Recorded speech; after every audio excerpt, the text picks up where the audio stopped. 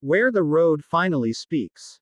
Morning arrived quietly. Ethan woke before the sun, the world still wrapped in cool blue shadows. The river whispered beside the campsite, steady and patient, as if it had been flowing long before anyone ever named it. He lay still for a moment, listening, breathing, feeling something he hadn't felt in years. Peace. He stepped out of the tent and watched the sky slowly brighten. The mountains emerged from darkness, massive and calm, unchanged by human worries. For the first time, Ethan didn't feel small in their presence. He felt connected. Maya was already awake, sitting near the dying embers of the fire, a mug of coffee in her hands. "You always wake up this early?" he asked. She smiled. "Only when I don't want to miss anything." They shared breakfast in silence, watching sunlight spill across the valley like a blessing. There was something unspoken between them, not expectation, not pressure. Just understanding. After packing up, they stood near their cars, the moment heavier than Ethan expected. "So," Maya said, "what now?" Ethan looked down the road, then back at the mountains behind them. For once, the question didn't scare him. "I think I'm done running," he said. "But I'm not done traveling." She nodded. "Sometimes staying is braver than leaving." He hesitated. "I'm heading north. There's a small town my dad used to talk about. Near the coast. I think I should go there." Maya's eyes softened. "Sounds like something you need to do. And you?" "I'll keep following the light," she said with a half smile. "Taking pictures. Living slow." They hugged. Warm. Real. Lingering just long enough. Not a promise. Not a goodbye carved in stone. Just gratitude. As Ethan drove away, he checked the rearview mirror once. Maya raised her camera, capturing the moment. Not the car, not the road, but the feeling of becoming. The drive north was different.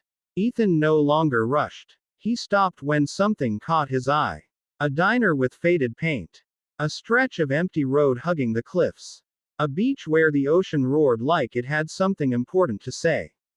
Each mile felt intentional. When he finally reached the town, it was smaller than he imagined. Wooden houses. A harbor filled with quiet boats. The air smelled like salt and rain. He found his father's address easily.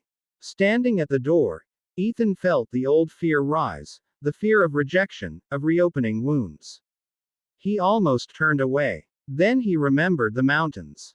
The silence. The letter. He knocked. The door opened slowly. His father stood there, older than Ethan remembered, shoulders a little stooped, eyes tired, but when recognition dawned, something softened.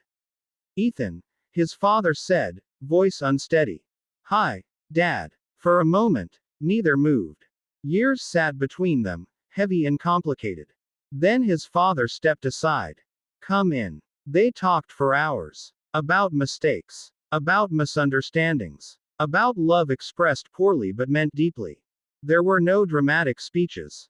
Just honesty. And that was enough. Weeks passed. Ethan stayed in the town longer than planned.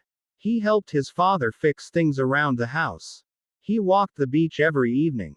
He wrote stories, thoughts, pieces of himself he had buried under deadlines and expectations. One evening, as the sun sank into the ocean, his phone buzzed.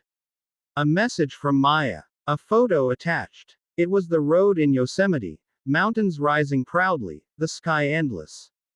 Caption. "Some roads don't lead away from life. They lead you back to it." Ethan smiled. He replied, "I think I finally understand."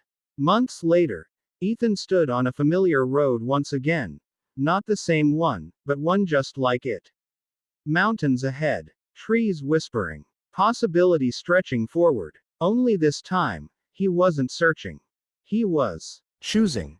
He got back into the car, rolled down the window, and drove forward, not to escape, not to prove anything. But because the road was there. And he was ready.